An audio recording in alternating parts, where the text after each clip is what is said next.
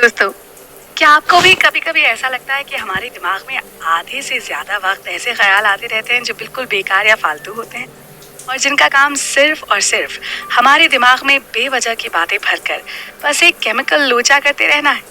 सड़क पर चलते हुए किसी को हंसते हुए देखकर ये सोचना कि आखिर क्या वो मुझ पर हंस रहा है, और अगर वो मुझ पर हंस रहा है तो क्यों हंस रहा है। क्या मेरे कपड़ों में कुछ खराबी है या मेरे चेहरे पर कुछ लगा हुआ है, और भी न जाने क्या क्या। और ये सब कुछ सोचते सोचते जब देखा जाए तो पता चला कि हमने अपना कितना कीमती समय एक ऐसी चीज के बारे में सोचते हुए निकाल दिया जिसका शायद हमसे कोई लेना देना ही नहीं था। ऐसे ही हम अपनी आधे से ज्यादा जिंदगी ये सोचने में लगा देते हैं कि आखिर लोग हमारे बारे में क्या सोचेंगे, और आखिर ऐसा क्यों ना हो। हमें बचपन से ही कहा गया है कि ये कर लो, या ये क्या कर रहे हो, चार लोग क्या कहेंगे। और ऐसे ही न जाने कितनी ही और फालतू की बातें और चीजें हैं जिनके साथ हम जीते आ रहे हैं। पर क्या हो अगर हम आपसे कहें कि आप इन सब बकवास की चीजों को अपनी जिंदगी से खत्म कर सकते हैं या हमेशा के लिए इनसे छुटकारा पा सकते हैं। तो सुनकर अच्छा लगा ना। हम सभी मन ही मन में ये चाहते हैं कि वो चीजें या बातें जो हमें हमेशा परेशान करती हैं काश गायब हो जाएं, या हमें ऐसा कुछ पता चल जाए जिससे हम इन सब चीजों से छुटकारा पा सकें। तो आज से हमारी इस सीरीज में हम आपको एक ऐसी कमाल की चीज के बारे में बताएंगे। वैसे तो ये कोई जादू की छड़ी नहीं है जो आपकी परेशानियों को छू मंतर कर सके, लेकिन ये उससे कुछ कम भी नहीं है। हम यहाँ बात कर रहे हैं young Indian writer Shwetab Gangwar की किताब द रूडेस्ट बुक एवर की। सुनकर ही कुछ अलग सा फील हुआ ना। दिमाग ने कहा कि क्या वाकई लाइफ में भी ऐसे कुछ कड़वे सच हैं क्या। वेल, अगर हम आपसे कहें कि सच में ऐसा है और ये किताब उन्हीं के बारे में है, तो अगर श्वेताब की माने तो ये किताब दुनिया की फालतू बकवास से बचने के जबरदस्त आइडियाज के बारे में है। इस किताब का इंट्रोडक्शन देते हुए श्वेताब ने खुद लिखा है कि ये किताब पर्सपेक्टिव्स या नजरियों का एक कॉम्पोजिशन है। ये किसी भी एक बकवास बात के बारे में नहीं है। ये किताब आइडियाज के बारे में तो है, लेकिन ये किसी भी तरह के प्रवचन या उपदेश देने के लिए नहीं लिखी गई, बल्कि इसका मेन मोटिव आपकी थिंकिंग एबिलिटी को स्ट्रॉन्ग करना और अपने रीडर्स को एक्साइट करना है। इस किताब में बहुत सारे लेसन्स दिए गए हैं, लेकिन राइटर का कहना है कि सभी को एक बार उसमें की गई बातों पर एक बार तो सोचना जरूर चाहिए, क्योंकि शायद तभी ये पॉसिबल होगा कि आप ये क्लियरली समझ पाएंगे कि ये इस किताब का मोटिव आपको हर उस बेकार की चीजों से रिलीज करना है जिसे आप नोइंगली या अनोइंगली अपने आप से चिपकाए घूम रहे हैं और घुट रहे हैं। जस्ट बिकॉज ये किताब आपको आपके बेकार के थॉट से फ्री करने के बारे में है, दैट्स वाई इसमें काफी सारी ऐसी भी बातें कही गई हैं जो आपके कई सारे पर्सनल लाइफ पॉइंट्स या इंसिडेंट से भी रिलेट करेंगे। लेकिन ये सब कुछ होगा कैसे। तो इस किताब में हर चैप्टर के साथ हम एक उस प्रॉब्लम के बारे में जो आपकी लाइफ का एक कड़वा सच है, बस हम उसे डिनाई करते रहते हैं, उसके बारे में चर्चा करेंगे। लेकिन इस किताब में हम उस प्रॉब्लम का सोल्यूशन भी देंगे। हम आपको भले ही एक डायरेक्ट शॉर्ट आइडिया न दें, लेकिन ऐसे तरीके जरूर बताएंगे जिनसे आप इन फालतू की बकवासों से दूर रह सकें। किताब में लेखक खुद कहते हैं कि जब आप किसी भी बात या पॉइंट पर डिसएग्री कर रहे हों, तब उस मुद्दे को एक फ्रेश पेपर पर लिख लीजिए इन डिटेल, और उसके बाद ये लिखिए कि आखिर ऐसा क्यों है, what is the reason. Well, इसके साथ ही ये भी फिगर आउट करने की कोशिश करें कि आखिर इसके पीछे के रीजंस क्या हैं। और कुछ भी पढ़ते समय आपको ये नहीं लगना चाहिए कि आपके सेंटिमेंट्स बेस्ड हैं। सो फाइनली अब इस सीरीज में हम नेक्स्ट चैप्टर से हम शुरू करेंगे ऐसे ही रूट ट्रूथ को जानना और ये समझना कि आखिर इनसे डील कैसे किया जा सकता है, या क्या है वो तरीके जिनसे आप उन सभी फालतू की चीजों को अपने आप से दूर कर सकते हैं और बन सकते हैं एक हैप्पी पर्सन। हाँ, लेकिन सोसाइटी में हो रही बकवास लगभग सेम ही है, लेकिन क्या हमें इस बकवास के लिए कभी रेडी किया गया है? नहीं, है ना। अगर कर दिया होता तो आज आप वो नहीं होते जो आप हैं। सोसाइटी के बोझ से दबे लाचार जिस पर उम्मीदों का लेबल लगाया जा चुका है। हमसे हर पल उम्मीद की जाती है कि हम अच्छा बने, हैं कि हर इंसान हम एक प्रोडक्ट है। सुनकर लेकिन ध्यान से सोचेंगे तो आपको पता ही ये हमारी जिंदगी का एक बहुत बड़ा सच है। जिंदगी में एक पॉइंट पर आप एक ऐसे यूनिट में कन्वर्ट होने वाले हैं जो नौकरियां, शानदार करियर, रिश्ते अपनी मर्जी से सिलेक्ट करने के लायक हो जाएगी। यही उम्मीद हमसे की जाती है, और जितने बढ़िया आपके ऑप्शंस होंगे उतने ही अमेजिंग आप प्रोडक्ट समझे जाएंगे। पर अब इस सब में या यूं कहें कि हमारे प्रोडक्ट बनने में किसका हाथ है? क्या कारण है कि आप एक प्रोडक्ट बन जाते हैं? सीधा सा जवाब है कि हमारे आसपास के एनवायरनमेंट में ही प्रॉब्लम है। मतलब हमारे टीचर्स, हमारे पेरेंट्स। अब इसका ये मतलब नहीं है कि हम आपके पेरेंट्स को या टीचर्स को गलत कह रहे हैं। गलत है हमारी सराउंडिंग्स, क्योंकि कोई भी इंसान सीख कर तो पैदा नहीं होता, वो आसपास की चीज़ों को देखकर सीखता है। और क्योंकि वो देखकर सीखता है तो उसके पेरेंट्स और उसके आसपास का एनवायरनमेंट ही उसके टीचर्स बन जाते हैं। और एक इंसान को ये सिखाने के बजाय कि कैसा सोचा जाए, माँ बाप और आसपास का एनवायरनमेंट ये सिखाते हैं कि क्या सोचा जाए। और जब एक इंसान ये नहीं सीखता कि कैसे सोचा जाए, तो वो एक ऐसी पर्सनालिटी के रूप में बड़ा होता है जो कंफ्यूज्ड होती है और इस दुनिया के तौर तरीकों से अनजान होती है। तो आप जो कि एक प्रोडक्ट हैं, आपकी वो प्रोडक्ट बनने से पहले ही बैन बच जाती है। और जब हमें ये नहीं पता होता कि कैसे सोचें, तो हम अपने आसपास जो कुछ भी देखते हैं या लोगों के इमोशनल रिएक्शन से सीखते हैं, हम उसे ही लाइफ के फैक्ट्स मान लेते हैं। और जब हम बड़े हो जाते हैं और लाइफ बहुत मुश्किल हो जाती है और हम उन्हीं घिसे पीटे फैक्ट्स के साथ उससे डील करने की कोशिश करते हैं। जरूरी नहीं कि आप इन जिन टीचिंग्स के साथ बड़े हुए हों वो फैक्ट्स ही हों, वो डर और लापरवाही का रिजल्ट भी हो सकती हैं। अब एक बहुत बड़ा डिफरेंस समझ आता है उन लोगों के बीच जिन्हें ये सिखाकर बड़ा किया गया है कि क्या सोचा जाए, और दूसरे वो जिन्हें सिखाया गया है कैसे सोचा जाए। एक इंसान जिसे ये सिखाया गया है कि कैसा सोचा जाए, वो अपनी समस्याओं के बारे में सोचकर खुद उनका हल निकालने की कोशिश करता है, और इसलिए वो नॉलेज पाने की कोशिश करता है, क्योंकि नॉलेज से ही पर्सपेक्टिव या दृष्टिकोण बनता है। और दूसरा जिसे ये सिखाया गया है कि क्या सोचा जाए, वो अपनी प्रॉब्लम्स के लिए दूसरों पर डिपेंडेंट होता है और हमेशा ही बेवकूफ बनता रहता है। अब ये सारी प्रॉब्लम्स शुरू कहाँ से हुई, कैसे इस दुनिया में इतने सारे खराब प्रोडक्ट्स आ गए हैं? अब ये समस्या शुरू हुई हमारे पैदा होने से ही। मतलब दुनिया के ज्यादातर माँ बाप मेंटली पेरेंट्स बनने के लिए रेडी होते ही नहीं है, और ऐसा इसलिए होता है क्योंकि उन्हें किसी ने सोचा कैसे जाए ये सिखाया ही नहीं। वैसे तो परफेक्ट माँ बाप कहीं भी नहीं होते, ये या तो किताबों में पाए जाते हैं या मूवीज में।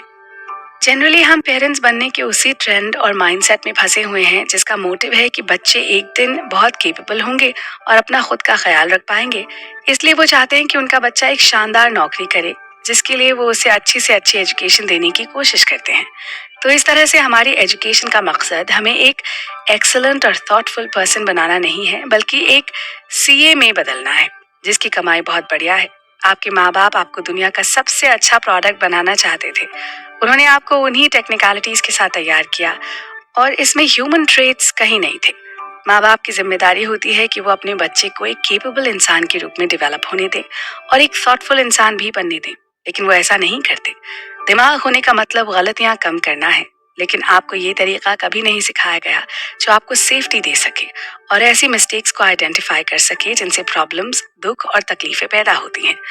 इसलिए बिना टाइम वेस्ट किए आइए हम खुद को बेटर रिसोर्सेज, टेक्निक्स और मेथड से इक्विप करें, ताकि आपके साथ हो रही बेकार की चीजों को खत्म किया जा सके। कभी ऐसा हुआ है कि किसी मीटिंग में जाने से पहले आपने अपने दिमाग में उस सिनेरियो को क्रिएट किया होगा? आपने उन सभी क्वेश्चंस के बारे में सोचा होगा जो कि आपके हिसाब से आपसे पूछे जा सकते हैं, और उन सभी बेस्ट जवाबों को भी न जाने कितनी ही बार आपने रिहर्स किया होगा, और अपने आप को सेंटर में रखकर बहुत सारे जबरदस्त डायलॉग भी मारे होंगे। और आपने ऐसे सीन्स भी इमेजिन किए होंगे जहां आपके पास कोई खास शक्ति या वरदान है जिससे आपकी सारी इच्छाएं पूरी हो सकती हैं। आप सभी का ये डिजायर होगा। एक दिन आपके आसपास का हर इंसान आपसे कहेगा कि आप ब्रिलियंट हैं और अमेजिंग हैं, और सभी तरह के इन्फ्लुएंशियल लोग आपके दोस्त बनना चाहेंगे क्योंकि आप बेहद प्रभावशाली हैं। और आखिर करोड़पति बनने के सपने किसने नहीं देखे होंगे? अब आखिर ये खास होना होता क्या है? हम सब ने बचपन से ये जाना है कि खास होने का मतलब होता है खास पैदा होना, या लोगों का आपको खास कहना, या आपका अमीर होना। लेकिन सच ये है कि खास होने का इनमें से किसी से भी कोई लेना देना नहीं है। हम में से हर कोई सोचता है कि मैं ऐसा करूंगा तो मैं खास बन जाऊंगा, या मेरे पास अगर ये होगा तो मैं खास बन जाऊंगा। तो आपको ये समझने की जरूरत है कि खास बनना कमाया जाता है। खास होने का एक बहुत सिंपल सा एग्जाम्पल है कि मैंने इसे तब फील किया जब मैंने कुछ अचीव किया। और वो कुछ क्या होता है? वो कोई भी वो चीज होती है जो आपके अंदर कॉन्फिडेंस भर देती है, और आपको पहली बार ये भरोसा हो जाता है कि आप में पोटेंशियल है। खास होना उस एक बैज की तरह है जो आप खुद से अचीव करते हैं। ये सुनकर आपको बहुत इजी लग रहा होगा, लेकिन ये एक थॉट आपकी लाइफ चेंज कर देगा। खास होना कोई प्री कंसीव्ड नोशन नहीं है। जब आप कुछ अचीव करते हैं तो आप में बहुत ज्यादा सेल्फ कॉन्फिडेंस डेवलप होता है कि मैंने ये पहले भी किया है और मैं इसे फिर से कर सकता हूँ। अगर आप इसे किसी बच्चे के लिए इस तरह से प्रेजेंट कर सकें कि खास होना अचीव किया जा सकता है, तो आप उस बच्चे को एक नया पर्सपेक्टिव देंगे जो लाइफ लॉन्ग उसके काम आएगा। साथ ही आपको ये भी समझना होगा कि खास होना किसी एक अचीवमेंट पर डिपेंड नहीं करता कि आपने 15 साल की उम्र में कुछ हासिल किया और आप उसके लिए हमेशा ही खास फील करते रहेंगे। इसके लिए आपको खुद को लाइफ के हर पॉइंट पर एक नए चैलेंज के लिए रेडी करना होगा। और ये अचीवमेंट्स कुछ भी हो सकते हैं। कोई नई लैंग्वेज सीखना या कोई एक नई डिश को सही तरीके से बनाना सीखना। अगर आप ये सोच रहे हैं कि किसी ने एक बार आपको स्पेशल फील करवा दिया तो आप खास हो गए, तो आप गलत हैं और आप अपने बारे में शायद ही कुछ अच्छा सोचते हैं। आपको स्पेशल फील करवाना सिर्फ आपके हाथ में है और किसी की नहीं, क्योंकि अगर कोई आपको खास फील करवाएगा तो उसे डेफिनेटली आपसे बदले में कुछ चाहिए। और अगर आपको ये बताने के लिए कि आप खास हैं किसी और की जरूरत पड़ती है, तो आपने अपने दिमाग से अपनी लाइफ के लिए कुछ भी नहीं किया है। कोई भी आपको बहुत ज्यादा समय तक खास नहीं फील करवा सकता है। और अगर आपकी लाइफ की थ्योरी में अचीवमेंट्स का मतलब होता है उन लोगों को खुश करना जिन्हें आपने बहुत इंपॉर्टेंस दे रखी है, और अगर आप ये सोचते हैं कि वो मुझसे खुश हो जाते हैं तो इसका मतलब है कि मैं खास हूँ, तो आप गलत हैं। अगर आप चीजों को, दुनिया को कुछ साबित करने के लिए करते हैं तो आप कभी खास नहीं हो सकते। तो क्यों ना इस सिनेरियो को ही चेंज कर दिया जाए। हम ये सोचें और माने कि मैं जो भी करता हूँ मैं उसे अपने लिए करता हूँ, क्योंकि मैं खुद को ये प्रूव करना चाहता हूँ कि मैं ये कर सकता हूँ। बहुत सारे अचीवमेंट्स वाले लोग भी अक्सर अपने आप को खास फील करवाने के लिए दूसरों की ओपिनियन पर डिपेंड करते हैं। लेकिन सच ये है कि आप पहले से ही स्पेशल हैं। बस प्रॉब्लम यह है कि हमें इस तरह से कभी सोचना ही सिखाया नहीं गया। हमें नहीं बताया गया कि खास होना सिर्फ अपनी जरूरत है, किसी और की नहीं। और आपको इसे कमाना होगा, कोई भी आपको इसे दे नहीं सकता। इस सीरीज के नेक्स्ट एपिसोड में हम बात करेंगे हमारी लाइफ के एक और प्रोमिनेंट फियर की। एक ऐसा डर जिसकी वजह से आधे से ज्यादा बार हम काफी सारी चीजें करते ही नहीं, पर जहाँ प्रॉब्लम्स हैं वहाँ सॉल्यूशंस भी हैं। नजरिया या पर्सपेक्टिव बहुत जरूरी है। ये बहुत इंपॉर्टेंट है कि हम किस चीज को कैसे देखते हैं। और अगर आप किसी चीज को किसी खास तरह से देखते हैं तो आप खुद को फ्यूचर में होने वाली बहुत सी प्रॉब्लम से बचने के लिए प्रिपेयर कर लेते हैं। तो चलिए इस किताब के साथ कुछ और ऐसी ही चीजों के बारे में बात करते हैं। सबसे पहले बात करते हैं रिजेक्शंस की। रिजेक्शंस हम सबकी लाइफ का एक बहुत इंपॉर्टेंट पार्ट है। आप जिन्हें पसंद करते हैं वो आपको रिजेक्ट कर सकते हैं, या आप किसी कंपटीशन में फेल हो सकते हैं। लोग आपको काफी सारे फैक्टर्स पर जज कर सकते हैं, लेकिन हमें ये समझना होगा कि ये दुनिया बहुत बड़ी है और सिर्फ हमारे अराउंड नहीं घूमती। अगर हमें ये पता है कि रिजेक्शंस हम सबकी लाइफ का पार्ट हैं, तो हमें इन्हें एक ऐसे पर्सपेक्टिव से देखना होगा जिनसे हम इनसे डील कर सकें। तो इसलिए हमारा सबसे पहला प्रिंसिपल ये होना चाहिए कि रिजेक्शंस कॉमन है। तो इसके लिए अपने सालों के रिजेक्शंस को, फेलियर्स को हमें थोड़ा सा इग्नोर करते हुए अब अपनी लाइफ के लेसन्स को नई तरह से लिखना होगा। और उसके लिए सबसे जरूरी है ये याद रखना कि रिजेक्शंस कॉमन है। रिजेक्शंस लाइफ में हर पॉइंट पर किसी ना किसी को मिलते हैं। हो सकता है कि जब आपको ये रिजेक्शंस मिले हों तब इनका आपसे कोई लेना देना न हो, क्योंकि हम बहुत ज्यादा सेल्फ सेंट्रिक होते हैं। तो हम अपने लॉजिकल माइंड से नहीं बल्कि अपनी ईगो से सोचते हैं और ऐसा समझते हैं कि हम अकेले हैं जिसके साथ ऐसा हुआ है। इसलिए ये याद रखना बहुत जरूरी है कि रिजेक्शंस कॉमन है और ये सबके साथ होते हैं। वैसे तो रिजेक्शंस लाइफ लॉन्ग हमें मिलते रहते हैं, लेकिन जब ये रिजेक्शंस हमें यंग एज में मिलते हैं तो इनका काफी नेगेटिव असर हम पर पड़ता है। अगर कभी हमारे टीचर्स या आसपास के लोगों ने हमें इग्नोर किया हो तो हम उसको बहुत लॉजिकल तरह से नहीं देख पाते और उसके बारे में बहुत बुरा फील करने लगते हैं। और ऐसा इसलिए होता है क्योंकि हम लोगों को पसंद करते हैं और बदले में चाहते हैं कि वो भी हमें पसंद करें। और फिर लॉजिकली सोचने के बजाय ये सोचने लगते हैं कि गड़बड़ हम में है। और टाइम के साथ ये फीलिंग्स बढ़ती जाती हैं और हमें लगने लगता है कि हम खास नहीं हैं, जबकि ये टाइम किसी भी इंसान की पर्सपेक्टिव और पर्सनालिटी के ग्रोथ का टाइम होता है। और हमारे पास जो एक रिसोर्स होता है वो होता है हमारा दिमाग। और हमारा दिमाग ये नहीं जानता कि इमोशंस को प्रोडक्टिव तरीके से कैसे प्रोसेस किया जाए, और इसके नतीजे काफी डिस्ट्रक्टिव हो सकते हैं। लाइफ में मिलने वाले रिजेक्शंस के बहुत सारे रिजल्ट्स हो सकते हैं, जिसमें से मेजर 3 होते हैं। पहला, हम मान लेते हैं कि हम एक लूजर हैं। दूसरा, दुनिया मेरी तरफ ध्यान नहीं देती तो मैं इतना कामयाब हो जाऊंगा कि लोग मुझ पर ध्यान दें। तीसरा, मैं ये डिक्लेयर कर दूंगा कि दुनिया बहुत बदनाम है और एक घटिया जगह है, तो अब से मैं सिर्फ नफरत फैलाऊंगा। और अगर आपको लगता है कि दूसरा पॉइंट सही है तो आप गलत हैं, क्योंकि वो इंसान सिर्फ दुनिया को दिखाने के लिए सक्सेसफुल होना चाहता है। और अगर वो इंसान किसी वजह से सक्सेसफुल नहीं हो पाता तो उसकी लाइफ में कड़वाहट और बढ़ जाती है। और मान लीजिए कि वो सक्सेसफुल हो भी जाता है, तो इसकी क्या गारंटी कि इससे दूसरे खुश हो ही जाएंगे। और इस तरह की सोच कैसे सोचना चाहिए कि आइडिया से बिल्कुल डिफरेंट है। और इसमें आपका अपना पर्सपेक्टिव और सेल्फ कॉन्फिडेंस खो जाता है, क्योंकि आप खुद को दूसरों के नजरिए से देखने लगते हैं। तो एक अच्छी और सक्सेसफुल लाइफ के लिए ये जरूरी है कि आपको ये पता हो कि आप अपनी लाइफ से क्या चाहते हैं और आप उसी के लिए काम करें। इससे आपकी लाइफ को एक मीनिंग मिलता है। किसी भी चीज या सिचुएशन से कैसे डील किया जाए, इसके लिए उसके बारे में एक पर्सपेक्टिव होना बहुत जरूरी है, क्योंकि ऐसा होने से हम उनके बारे में एक स्ट्रांग ओपिनियन बना लेते हैं। और यही ओपिनियंस हमारी उनसे एक्सपेक्टेशंस को इफेक्ट करती हैं। जैसे कि जंगली जानवरों के बारे में हमारी ओपिनियन होती है कि वो हम पर अटैक करेंगे, तो हम उसके लिए रेडी रहते हैं। हमने लोगों के बारे में बहुत तरह के एडजेक्टिव सुने होते हैं, जैसे इडियट, स्टूपिड, पागल, सेल्फिश और न जाने क्या क्या। अगर हम देखें तो लोग कई तरह के होते हैं। आपने लोगों के बारे में कई तरह की चीजें भी सुनी होंगी और एक्सपीरियंस भी की होंगी, लेकिन क्या लोग वाकई कॉम्प्लिकेटेड होते हैं? हम यूजुअली इस बात से अग्री करते हैं। इसी तरह हम बहुत सारी चीजों के बारे में जानते हैं, लेकिन उनका यूज इसलिए नहीं करते क्योंकि हम उन्हें समझते नहीं हैं। किसी भी चीज को समझने के लिए उसकी प्रॉपर रीजनिंग हमारे दिमाग में होनी चाहिए। और एक बार जब आप अपनी थिंकिंग के हिसाब से किसी रिजल्ट पर पहुंच जाते हैं तो उसे रियलाइजेशन कहते हैं। और अगर हम बात करें लोगों की, तो ये सच है कि अगर आपका लोगों के लिए एक पर्सपेक्टिव नहीं है तो आप मिथ में हैं। ऐसा कोई भी दिन नहीं होता जब हम लोगों के बारे में पर्सपेक्टिव नहीं बनाते या उन्हें डिफाइन नहीं करते। और लोगों के बारे में ये डेफिनेशन कॉन्टेक्स्ट, मूड और दूसरी चीज़ों के अकॉर्डिंग कॉन्स्टेंटली चेंज होती रहती है।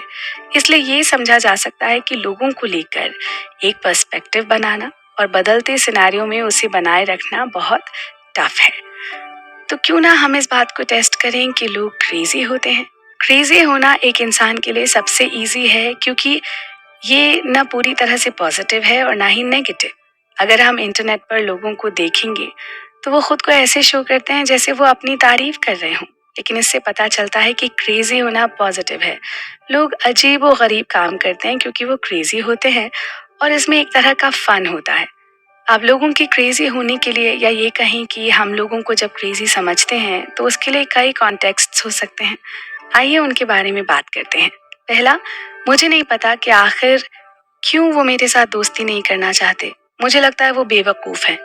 ऐसा तब होता है जब आप सोचते हैं कि लोग आपसे बात न करके या दोस्ती न करके बहुत कुछ मिस कर रहे हैं, और ऐसा आपकी ईगो की वजह से होता है, या फिर तब जब लोग आपके प्लान्स को नहीं समझते। दूसरा, ये सोचना कि सामने वाला बहुत गजब है इसलिए वो आपके साथ नहीं रहना चाहता, या फिर ये सोचना कि वो लोग मेरे दोस्त नहीं बनना चाहते क्योंकि वो काफी कॉम्प्लिकेटेड है, और या फिर वो मेरे दोस्त नहीं बनना चाहते क्योंकि वो क्रेजी हैं, और यही वो असली रीजन है। हम अक्सर जब चीजें हमारे अकॉर्डिंग नहीं होती या लोग हमारे अकॉर्डिंग काम नहीं करते तो कह देते हैं कि वो क्रेजी हैं, लेकिन सच ये है कि हम नहीं जानते कि वो अपनी लाइफ में क्या फेस कर रहे हैं या वो किस तरह के इंसान हैं। हम उनके बारे में कुछ नहीं जानते। तो हमेशा याद रखिए, आपका काम लोगों को समझना नहीं है, बल्कि खुद को समझना है और अपना ख्याल रखना है। लेकिन अब आपकी ग्रोथ के लिए ये सोचना क्यों सही है कि लोग क्रेजी होते हैं? एक पर्सपेक्टिव बनाना और उसमें इम्प्रूवमेंट्स करना कोई भी पर्सपेक्टिव या थियोरी न होने से बहुत बेटर है। किसी भी चीज के बारे में पर्सपेक्टिव बनाने से हमारे मन में एक्सपेक्टेशंस डेवलप होती है। लेकिन ये पर्सपेक्टिव आते कहाँ से हैं? तो ये पर्सपेक्टिव आते हैं डेटा से। जैसे शारन के बारे में हमारा पर्सपेक्टिव उनके बारे में इंफॉर्मेशन इकट्ठा करने से बनता है। तो उन लोगों का क्या जिनसे आप फ्रेंडशिप करना चाहते हैं या जिनके लिए आपके मन में रोमांटिक फीलिंग्स हैं, उनको लेकर आपका पर्सपेक्टिव ऐसा होता है जिसे कोई भी डेटा सपोर्ट नहीं करता। और ऐसे लोगों से रिजेक्शंस के बाद आप निराश हो जाते हैं। लोगों के बारे में जब हम कोई पर्सपेक्टिव बनाते हैं तो हमारा दिमाग एक पूरे प्रोसेस से होकर गुजरता है, जिसमें हम पहले उनकी एक इनिशियल इमेज बनाते हैं, फिर उनसे दोस्ती करना चाहते हैं, और फिर उनसे एक्सपेक्टेशंस डेवलप करते हैं जो कि हमें एक कंक्लूजन की ओर बढ़ाती है कि वो लोग हमारे लिए परफेक्ट हैं या नहीं, या कुछ और। और फिर धीरे धीरे वो लोग हमारे लिए और इम्पोर्टेंट होते चले जाते हैं। लेकिन जब हमारी एक्सपेक्टेशंस के हिसाब से चीज़ें नहीं होती तो हम सैड हो जाते हैं और फिर धीरे धीरे हमारे मन में उनकी इमेज चेंज हो जाती है और फिर यही सेम प्रोसेस किसी और के साथ रिपीट किया जाता है। अब ऐसे में क्या करना चाहिए, ये एक बहुत बड़ा क्वेश्चन है। तो इसका एक सिंपल सा आंसर है कि बी रीजनेबल नॉट इमोशनल। और ऐसा करने के लिए आपको ये 4 पॉइंट्स याद रखनी चाहिए। पहला, डेटा बहुत ज़रूरी है। हमें उन्हीं चीज़ों को मानना चाहिए जिनका डेटा हमारे पास होता है और हमें इसे हमेशा याद रखना चाहिए। रियल फैक्ट्स हमें लोगों को क्लियरली देखने और उनको एनालाइज करने में हेल्प करते हैं। दूसरा, लोगों की फर्स्ट इमेज पर कभी भी स्टक मत रहिए। लोग हमेशा अपने आप को बेस्ट प्रेजेंट करते हैं, तो जब तक उन्हें अच्छे से न जाने उनके बारे में पर्सपेक्टिव मत बनाइए। तीसरा, लोग क्रेजी होते हैं और अगर आप ऐसा सोच लेते हैं तो आप उनकी फर्स्ट इमेज से इजीली बाहर आ सकते हैं। और चौथा ये कि हम मार्केटिंग, एडवर्टाइजमेंट और सेलिंग की दुनिया में रहते हैं। कोई भी आपको कुछ भी बेच कर जा सकता है, इसलिए जब तक आपके पास सही फैक्ट्स ना आ जाएं तब तक मान कर चलिए कि लोग क्रेजी होते हैं। तो नेक्स्ट टाइम जब आप किसी से मिलें तो ज्यादा इम्प्रेस होने की जरूरत नहीं। हमेशा अपनी नजर प्रॉपर डेटा पर रखिए और वही मानिए जो कि डेटा कहता है, और आप अच्छे से जान सकते हैं कि कौन खास है और कौन नहीं। फेलियर्स कॉमन है और उनके डर के बारे में, और साथ ही आखिर आप लाइफ में जीत कैसे सकते हैं। हर चीज से डील करने के कई तरीके होते हैं, तो आइए हम आपको बताते हैं कि फेलियर से कैसे डील नहीं करना है। सबसे पहले तो हमें याद रखना होगा, रिजेक्शंस कॉमन है, लेकिन जब आपके पास किसी फेलियर या रिजेक्शन के लिए कोई बेस पर्सपेक्टिव नहीं होता और फिर आप किसी ऐसी चीज में फेल हो जाते हैं तो आपके मन में यही आता है कि मैं लूजर हूँ, मुझे कुछ नहीं मिल सकता, सब मेरे बारे में क्या सोचेंगे, सब मुझे फेलियर समझेंगे और न जाने क्या क्या। और इसके बहुत बुरे रिजल्ट्स होते हैं, जैसे आप इतना डर जाते हैं कि आप पर्सपेक्टिव ही करना छोड़ देते हैं या किसी भी ऐसे मौके में खुद को टेस्ट नहीं करते जिसमें हारने का डर हो। आप एक ही जगह पर स्टक हो जाते हैं और कोई भी नई चीज़ आपको परेशान करती है या डराती है क्योंकि आप फेलियर से डरते हैं। आप खुद को ये भरोसा दिला देते हैं कि आप एवरेज हैं और अब ऐसे में आपका माइंड सिर्फ सेफ ऑप्शंस ढूंढता है। और इन सभी नेगेटिव इमोशंस को ब्रेक करने का एक ही तरीका है कि इसे किसी प्रोडक्टिव चीज़ में बदल दिया जाए। और इसे समझने के लिए पहले ये समझना होगा कि जीत को हासिल करने का सही तरीका क्या है। जीतने के लिए सबसे ज़रूरी है सबसे पहले ये जानना कि मेंटली आप जीत कैसे हासिल कर सकते हैं। और इसके लिए सबसे पहले ये सवाल पूछना ज़रूरी है कि क्या वाकई आप ये करना चाहते हैं या नहीं। ये क्वेश्चन बहुत इजी लगता है, लेकिन कुछ करने के बारे में सोचना और उसे करना दो बहुत अलग चीज़ें हैं। दुनिया में ज़्यादातर लोग चीज़ें इसलिए नहीं करते क्योंकि वो करना चाहते हैं, बल्कि इसलिए करते हैं क्योंकि उन्हें ऐसा करना पड़ता है। कुछ करने की इच्छा एक सिलेक्शन है, सो इसलिए पहले ये डिसाइड करना ज़रूरी है कि ये करना है या नहीं। और अगर ये आपका सिलेक्शन होता है तो आपके अंदर एक ओनरशिप आ जाती है। तो इसलिए कुछ भी करने से पहले हम तब तक इंतज़ार क्यों नहीं करते जब तक ये नहीं समझ जाते कि हम क्या करना चाहते हैं और फिर उसे करें। तो क्या आप इसे करना चाहते हैं? इस सवाल के 3 पर्सपेक्टिव आंसर्स हो सकते हैं, हाँ, नहीं, पता नहीं। और ज़्यादातर लोग नहीं और पता नहीं में फंसे रहते हैं और उनका रीज़न होता है कि हम अनसक्सेसफुल हैं क्योंकि उसमें हमारा इंटरेस्ट नहीं है। मगर ये सब बकवास है। लोग कई रीजन से कामयाब होते हैं, जैसे पैसे का डिजायर या ऐसी चीजों से बाहर आने का डिजायर जिनमें आप वापस नहीं जाना चाहते, अपने डिपेंडेंस को अच्छी लाइफ देने की चाह। सक्सेस एक चॉइस है, फिर चाहे उसके पीछे रीजन कुछ भी क्यों ना हो। हम इस दुनिया में 2 तरह से जीत देखते हैं, ट्रेडिशनल जीत और रियल जीत। अब देखना यह है कि दोनों में विक्ट्री कैसी होती है। ट्रेडिशनल जीत की बात करें तो ये वही है जिसमें सोसाइटी विनर के लिए हमेशा सेलिब्रेट करती है और लूजर को इग्नोर करती है, और हम यही देखकर बड़े हुए हैं, इसलिए जीतना हमारे पोटेंशियल का सर्टिफिकेट बन जाता है। और रियल जीत वो होती है जब कोई कई बार हारने के बाद जीतता है। इसके पीछे का इमोशन होता है हार नहीं मानना, और इससे ये फर्क नहीं पड़ता कि सोसाइटी इसके लिए कितने मेडल्स देती है, और तब आप मेहनत और मेहनत करने वालों को अपना आइडियल मानते हैं। और अगर आप ट्रेडिशनल जीत के साथ रहते हैं तो आप बहुत कुछ अचीव नहीं कर सकते, क्योंकि ये बहुत ज़्यादा दूरदर्शी नहीं होता और इसका फोकस सिर्फ किसी कंपटीशन या उसके रिजल्ट्स पर होता है। नो वंडर इससे तुरंत सेटिस्फैक्शन मिलती है, लेकिन हम ये भूल जाते हैं कि जीत एक लगातार चलने वाली फीलिंग और इवेंट है। जब तक आप जीत के लिए पागल रहेंगे, आप हारने को लेकर उतना ही पैनिक होते रहेंगे। प्रैक्टिकल वे में जीत कैसे मिलती है? जब हम खास होना चाहते हैं तो ये फीलिंग एफिशिएंट होने के बारे में होनी चाहिए। और जब आप ऐसा करने का सोचते हैं तो हम उसे चैलेंज की तरह लेते हैं। प्रैक्टिकल जीत के लिए आपका ध्यान हार या जीत पर नहीं बल्कि सीखने पर होना चाहिए। और इस पर भी कि जो भी आप सीख रहे हैं उसकी यूटिलिटी क्या है, या इसको कहाँ कहाँ यूज किया जा सकता है। और ऐसा सोचने पर आपको पता चलेगा कि रियल वर्ल्ड में रियल कंपटीशन है और आप अभी तक जीते नहीं हैं। साथ ही अपॉर्चुनिटी आपसे पूछती है कि आप इसका यूज कैसे करेंगे और इससे आपको क्या बेनिफिट्स होंगे।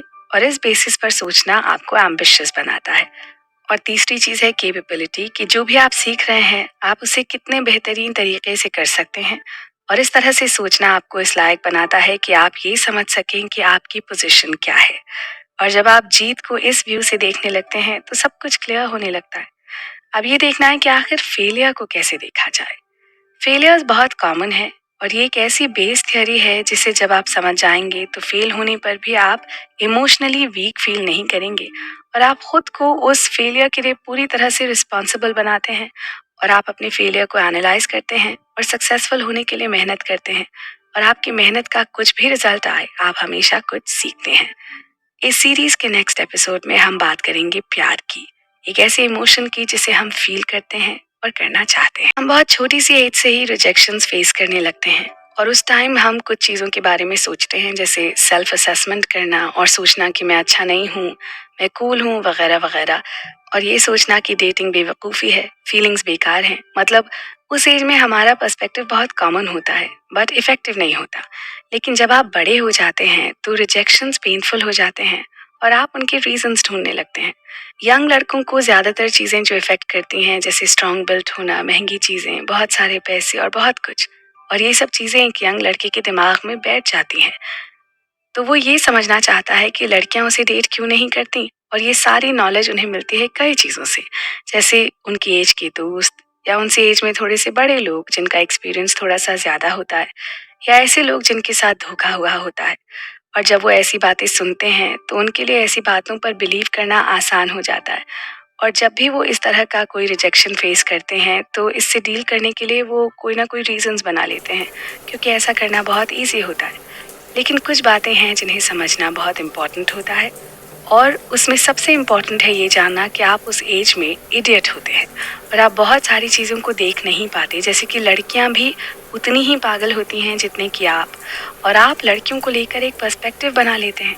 सच्चाई ये है कि आप कंफ्यूज्ड होते हैं, आप रिजेक्शन से दुखी होते हैं और फिर भी आप उस इंसान के बारे में सोचने से खुद को रोक नहीं पाते। अब प्रॉब्लम यह है कि अब सही तरह से हेल्प कैसे मांगी जाए। ऐसे में हमारी ईगो हमें परमिशन नहीं देती, क्योंकि इससे आप दूसरों को वीक लगेंगे। मतलब जब कोई आपको ये एडवाइस दे कि आप बुरे दौर से गुजर रहे हैं और उनके पास आपकी प्रॉब्लम के लिए कोई ठोस जवाब नहीं होता। और ये इसकी सबसे बड़ी प्रॉब्लम है कि इससे आपकी प्रॉब्लम का कोई एक्चुअल सोल्यूशन नहीं होता, क्योंकि उनका फोकस आपको एडवाइस देने से ज़्यादा इस बात पर होता है कि आप उनके बारे में क्या सोचेंगे। हमें अक्सर अपने आसपास के लोगों से कोई ज़्यादा हेल्पफुल पर्सपेक्टिव नहीं मिलता, और जिन्हें मिल जाए वो बहुत लकी होते हैं। इसलिए अगर हम अपनी एक्सपेक्टेशंस को अच्छे से सॉर्ट आउट कर लेंगे तो हम अपने आप को हर्ट होने से बचा लेंगे। हम यूजुअली बेसिक थियरीज न होने के कारण जो भी सीखते हैं वो फालतू के रिसोर्सेज से होता है और सिर्फ आपकी फैंटेसीज को अपील करता है। और जब हम ऐसी चीज़ें इंटरनेट या सोशल मीडिया पर देखते हैं तो हम सोचते हैं कि काश हमारी लाइफ ही उनकी जैसी होती। हम एक ऐसे वर्ल्ड में जी रहे हैं जहाँ पर ह्यूमन भी एक प्रोडक्ट है। आप यूजुअली वैसा ही रिलेशनशिप चाहते हैं जैसा आपने फिल्मों में देखा होता है, लेकिन आप ये भूल जाते हैं कि आपकी लाइफ एक रियलिटी है। हमारी लाइफ में हम एक्चुअली एक इमेजिनरी इंसान का पीछा कर रहे होते हैं। और जब आप ऐसा करते हैं तो इसके दो रिजल्ट्स हो सकते हैं। या तो एक टाइम के बाद आप उनके लिए सिली होते हैं या वो आपके लिए। और ऐसा हर उस लड़के या लड़की के साथ होता है जो एक फैंटेसी पार्टनर को अपने माइंड में लेकर घूम रहा होता है। और फिर आपको रिजेक्शन फेस करना पड़ता है। और उस टाइम में आप ये पूछने के बजाय कि मैं किसके पीछे भाग रहा हूँ, आप पूछते हैं मैं उसे हासिल करने में क्यों फेल हुआ। और ऐसे में आप फेक गुरु और पिकअप आर्टिस्ट्स के चक्कर में फंस जाते हैं, जो आपको सिखाते हैं कि आप वैसे ही पार्टनर को चुनें जैसी आपकी फैंटेसी है, और आप ऐसा पार्टनर नहीं पाते क्योंकि वो रियल है ही नहीं। अब ये ज़रूरी है कि रिजेक्शंस को सेंसिबली हमें कैसे देखना चाहिए। रियलिटी ये है कि इसके लिए आपके पास कोई रीज़न या फैक्ट्स नहीं होते। आपको ये समझना होगा कि किसी से रिजेक्ट किया जाना कोई कमेंट नहीं है, और क्योंकि आपके पास डेटा नहीं है तो ये नहीं समझ में आता कि आप किस चीज़ को तलाश कर रहे हैं और जो आप ढूंढ रहे हैं वो आपके लिए सही है या नहीं। अब बात ये नहीं कि सही इंसान की तलाश कैसे करें, इसके लिए ये जानना ज़रूरी है कि आप कैसे हैं। इससे आपको ये पता चल जाएगा कि आप अपनी ज़िंदगी में कैसे इंसान को लाना चाहते हैं। सच ये है कि जितना क्लियरली आप खुद को जानते हैं उतना ही बेटर आप सिलेक्ट कर सकते हैं। ऑनेस्टली कोई भी नहीं एक्सपेक्ट करता कि आप खुद को 100% जान जाएं। आप टाइम और एक्सपीरियंस के साथ चेंज होते रहते हैं, और यही एक आइडियल सिचुएशन होती है। ऐसे लोग जो फैंटेसी वर्ल्ड में रहते हैं वो रिजेक्शंस मिलने पर ये सोचते हैं कि उनमें कोई कमी है और उन्हें कुछ और करना चाहिए। और जब ऐसे लोग जो खुद को सबसे बेस्ट मानते हैं वो रिजेक्ट कर दिए जाते हैं तो वो दूसरों को ब्लेम कर देते हैं। इसलिए पहला क्वेश्चन है कि आप कौन हैं, और इसका जवाब आपको खुद ही ढूंढना होता है। और जब आप ऐसा कर लेते हैं तो ये पर्सपेक्टिव आपके पुराने रिजेक्शंस के एक्सपीरियंस को ख़त्म कर देता है, क्योंकि अब आपका ध्यान रियल लोगों पर है, और ऐसे में आपकी लाइफ में रिजेक्शंस बहुत कम हो जाते हैं। जब हम छोटे थे, या ये कहें कि टीनेज में थे, तब अगर कोई बड़ा हमें कोई बात करने के लिए बुलाता था जो बहुत इम्पोर्टेंट है, तो हम उससे बचने की कोशिश करते थे। आप जानते हैं कि ऐसा क्यों होता है? ऐसा इसलिए होता है क्योंकि हम चाहते हैं कि आपको वो लोग पसंद करें जिन्हें आप ग्रेट मानते हैं। लेकिन एक ऐसी चीज़ है जिसे कहते हैं मंजूरी, लेकिन हम उसके लिए ज़्यादा नहीं सोचते। लेकिन अगर हम इंटेलिजेंट बनना चाहते हैं तो हमें इसे इग्नोर नहीं करना चाहिए। अब बात यह है कि ये शुरू कब होता है और कैसे काम करता है। ये तब शुरू होता है जब आप खुद को प्रूव करना चाहते हैं, लेकिन इसके साथ दो प्रॉब्लम्स होती हैं।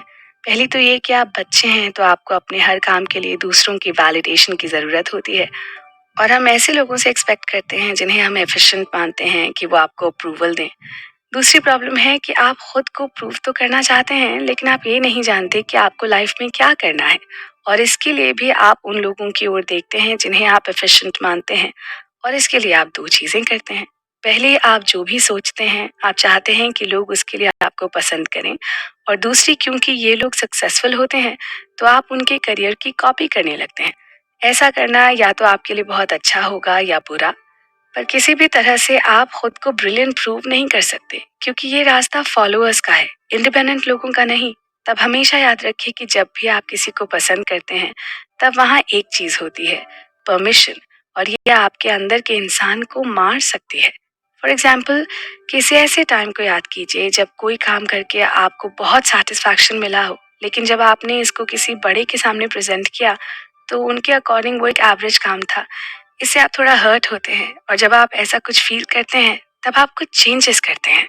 आप डिसाइड करते हैं कि आप आगे से कभी भी सेल्फ सेटिस्फैक्शन फील करने पर ध्यान नहीं देंगे, क्योंकि सेटिस्फैक्शन तब तक नहीं मिलता जब तक उसको उन लोगों की परमिशन ना मिल जाए जिन्हें आप इम्प्रेस करना चाहते हैं।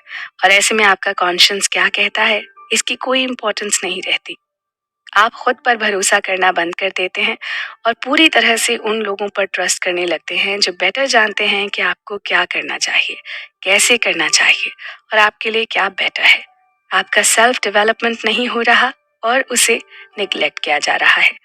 इन सब का रिजल्ट ये होता है कि एक टाइम के बाद अपने सेल्फ से पूरी तरह से आप अलग हो जाते हैं, और आप बस उसके लेफ्ट ओवर्स को सुनते रह जाते हैं। आप ये एक ही वर्ड पर ध्यान दे रहे हैं, वो है सेल्फ। ये सेल्फ आप खुद हैं, और ये वो इंसान है जिसे आप एक्सेप्ट नहीं करना चाहते, और एक अलग इंसान बनने के लिए आप इससे दूर भागते रहते हैं।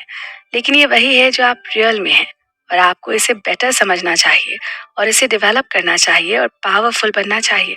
और हमारा पहला मोटिव होना चाहिए खुद को सेल्फ से जोड़ना, और उसके बाद एक एक करके हमें बाकी चीजों से निपटना चाहिए। लाइफ में कौन खुश नहीं होना चाहता? हम जो भी करते हैं वो सब सिर्फ खुशी पाने के लिए ही तो करते हैं। लेकिन एक बात जो हमने अभी तक नहीं समझी है वो ये है कि खुशी का मतलब सेटिस्फैक्शन नहीं है। आप खुश हो सकते हैं लेकिन आप सेटिस्फाइड हों ये जरूरी नहीं। तो ऐसी कौन सी चीज है जो हमें खुश करती है? अब इसके लिए सबके जवाब अलग अलग हो सकते हैं, जैसे माँ बाप को खुश करना या दोस्तों के साथ समय बिताना या शॉपिंग करना या और भी बहुत कुछ। लेकिन अपने आप से पूछ कर देखिए, क्या सच में इनमें से कोई भी एक चीज है जो आपको सेटिस्फैक्शन देती है?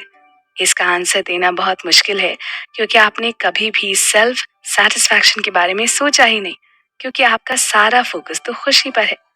अब ये जानते हैं कि सेल्फ सेटिस्फैक्शन है क्या। अगर आसान शब्दों में कहा जाए तो ये एक ऐसी मेंटल कंडीशन है जिसे शांति कहते हैं। और जब आप सेल्फ पीस में रहते हैं तो यहीं से प्रॉब्लम शुरू होती है, क्योंकि आप खुद को जानते हैं। तो आप खुद को कितना जानते हैं? जवाब होगा बिल्कुल भी नहीं, क्योंकि हमने पूरी लाइफ दूसरों के जैसा बनने में निकाल दी है। लेकिन आपके पास एक ऐसी पावर है जिससे आप खुद को ढूंढ सकते हैं और अपने आप को बेटर बना सकते हैं। बात करें सेल्फ कॉन्फिडेंस की, तो आप खुद को जितना जानेंगे उतना ही आपका खुद पर कॉन्फिडेंस डेवलप होगा। और जितना ज्यादा आप खुद को जानेंगे उतना ही आप अपने आप को बेटर एनालाइज कर पाएंगे। लेकिन हमारा सेल्फ आखिर हमसे क्या चाहता है, ये हमें पता चल सकता है सेल्फ नॉलेज से। आप लाइफ में बहुत सारी चीजें पाना चाहते हैं, लेकिन आपका सेल्फ क्या चाहता है, ये तो उस चीज को जानने से ही पता चल सकता है जो आपके सेल्फ के लिए जरूरी होती है। सेल्फ नॉलेज आपको ये भी बताता है कि आप क्या नहीं चाहते, और ये जानना और भी ज्यादा जरूरी है, ताकि हम ऐसी चीजें ना करें जो हम नहीं करना चाहते हैं लेकिन किसी के दबाव में करते रहते हैं। ऐसे में ये जानना कि आपका सेल्फ क्या नहीं चाहता है आपकी डिसीजन मेकिंग को बेहतर बना देता है, और ये आपके अपने लिए और दूसरों के लिए एक बेटर पर्सपेक्टिव बनाने में हेल्प करता है। अब सवाल ये आता है कि आखिर क्या है जो हमारे सेल्फ को खुश करता है। हम लाइफ में बहुत सारी चीजें मजे के लिए करते हैं, लेकिन हमें उनमें मजा नहीं आता। इसलिए ये जानना कि ऐसा क्या है जो आपको लॉन्ग टर्म में मजा देता है जरूरी है। और यही है वो चीज जो आपके सेल्फ को खुश करती है। लेकिन हम पागलों की तरह खुशी का पीछा करते रहते हैं, लेकिन क्यों? इसका ऑनेस्ट आंसर है कि इससे हमें अच्छा फील होता है, और इसलिए हम इसके लिए बहुत सारे बेकार के स्पिरिचुअल, टेंशन फ्री जैसे कई सीक्रेट्स ढूंढने में लगे रहते हैं जो कि बेकार है। सच ये है कि लाइफ खुशियों के अराउंड नहीं घूमती। लाइफ में ऐसी कई चीजें होती हैं जिनका खुशियों से कोई लेना देना नहीं है, लेकिन हम ऐसा सोचते हैं क्योंकि खुश रहना एक अमेजिंग एक्सपीरियंस होता है। लेकिन जब आप बेटर फील करने के लिए सोचने लगते हैं तो आपका फोकस सही जगह पर होता है। और वही एक इंटेलिजेंट इंसान होता है जो सोचने पर ज्यादा ध्यान देता है, न कि इमोशंस पर। जो लोग ज्यादा इमोशनल होते हैं वो बहुत ज्यादा हाइपर होते हैं, जबकि जो लोग सोचते ज्यादा हैं वो ये जानते हैं कि इमोशंस टाइम के साथ चेंज होते रहते हैं। हमें से बहुत सारे लोग इमोशनल होते हैं और खुशियों के पीछे भागते रहते हैं। इसके दो रीजंस हैं। पहला कि हमें कोई नहीं बताता कि लाइफ में ऐसी बहुत सारी चीजें होती हैं जिनका खुशी से कोई लेना देना नहीं होता, लेकिन अगर आप चीजों को सही तरीके से करें तो उनका बाय प्रोडक्ट खुशियां होती हैं। दूसरा कि आप जितना ज्यादा सोचेंगे उतना ही आप लॉन्ग टर्म के लिए बेटर डिसीजंस ले पाएंगे। आइए कुछ ऐसे तरीकों के बारे में बात करते हैं जिनसे हम खुशियां ढूंढते रहते हैं और अपनी बैंड बजवाते रहते हैं। सबसे पहले तो ये सोचना कि मेरी लाइफ इतनी सही है, लेकिन फिर भी मैं खुश क्यों नहीं हूँ। ऐसा इसलिए क्योंकि आप अभी भी फैंटेसीज में ही खुशियां ढूंढ रहे हैं। दूसरा, लोगों को अपनी खुशी की वजह बनाना, मतलब ये सोचना कि जब मैं उस इंसान के साथ रहता हूँ तो मैं खुश होता हूँ और मैं उससे दूर नहीं रह सकता। लेकिन सच ये है कि जिस मोमेंट आपको दूसरों से खुशी मिलने लगती है आप अपने आप को इग्नोर करने लगते हैं। तीसरा रीजन होता है सेल्फ गिल्ट, जैसे कि मैं दिन भर अपना टाइम फोन पर वेस्ट कर देता हूँ और फिर मुझे इसके लिए पछतावा होता रहता है। और एक बहुत बड़ा रीजन है कि मैं लोगों को ना नहीं कह पाता। इस कारण लोग अक्सर मेरा फायदा उठा लेते हैं, और ऐसा इसलिए होता है क्योंकि आपको लगता है दूसरों के साथ आपको खुशी मिलेगी, इसलिए आप अपनी सेल्फ रिस्पेक्ट भी दांव पर लगा देते हो। साथ ही ये सोचना कि मैं कुछ नहीं कर सकता और दूसरे लोग लाइफ में मुझसे बहुत बेटर कर रहे हैं, लेकिन ये एक्चुअली कोई फैक्ट्स पर बेस नहीं होता, बल्कि ये बस एक ओपिनियन है। और ये आपको गिल्ट और उदासी में घुसा देती है, क्योंकि आपने ये मान लिया है कि आप में ऐसा कुछ भी खास नहीं है जो कि आपको खुश कर सके। और इसलिए भी क्योंकि आप ये नहीं जानते कि आपके सेल्फ को क्या खुश कर सकता है। हम अक्सर ये भी सोचते हैं कि पहले लाइफ बहुत सही थी, काश हम वापस लौट सकते और हमेशा के लिए वैसे ही रह सकते। ये सभी प्रॉब्लम्स बेसिकली चार चीजों की वजह से होती हैं। एक, खुद को खुश रखना। दूसरा, खुद को खुश रखने के लिए दूसरों को खुश करना। तीसरा, खुद को उदास रखना क्योंकि ऐसा लगता है कि दूसरे खुश हैं। खुद को उदास रखना क्योंकि आप पहले खुश रहते थे। लेकिन इन सब में एक चीज कॉमन है, वो है खुशी की चाहत। और ऐसा करने के लिए हम कुछ भी करने के लिए रेडी रहते हैं।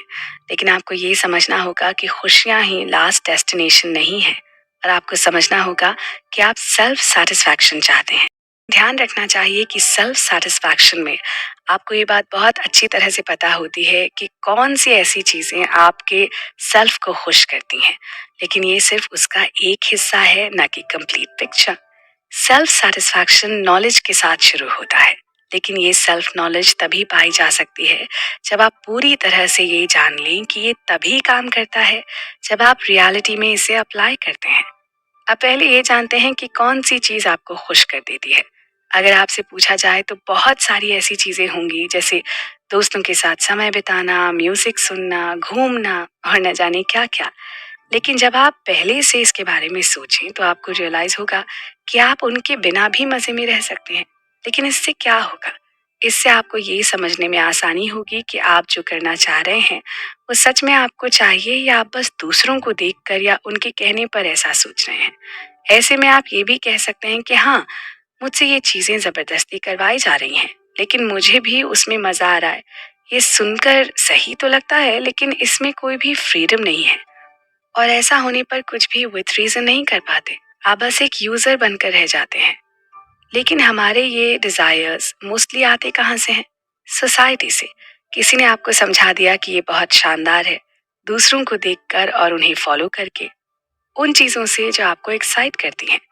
लेकिन जब आप ये समझ जाते हैं कि जिन चीजों से आप खुश हो रहे हैं आप उनके बिना भी खुश रह सकते हैं, तो आप अपनी चॉइसेस को क्वेश्चन करते हैं।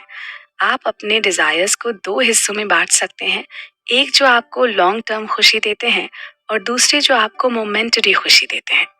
अब लॉन्ग टर्म हैप्पीनेस को दो हिस्सों में बांटा जा सकता है, स्टेबिलिटी और प्रमोशन। स्टेबिलिटी से आपकी लाइफ को एक बेटर शेप मिलता है और उसे और भी अच्छा बनाने का मौका भी मिलता है। इन्हें करने से आपकी लाइफ को एक मोटिव मिलता है और इससे आप शांति के और करीब पहुंच जाते हैं। प्रमोशन में ऐसे काम करने से आपका ब्रेन डेवलप होता है और इससे न सिर्फ आपको मजा आता है बल्कि आपकी लाइफ को एक क्लैरिटी भी मिलती है। और ये आपको ये याद दिलाते रहते हैं कि आपके सेल्फ को क्या चाहिए। अब अगर आप ठीक से सोचें तो आपकी डेली लाइफ में ऐसी कितनी चीजें हैं जिनसे आपको लॉन्ग टर्म खुशी मिलती है? तो शायद आपका आंसर होगा एक भी नहीं। ये एक बहुत कॉमन बात है।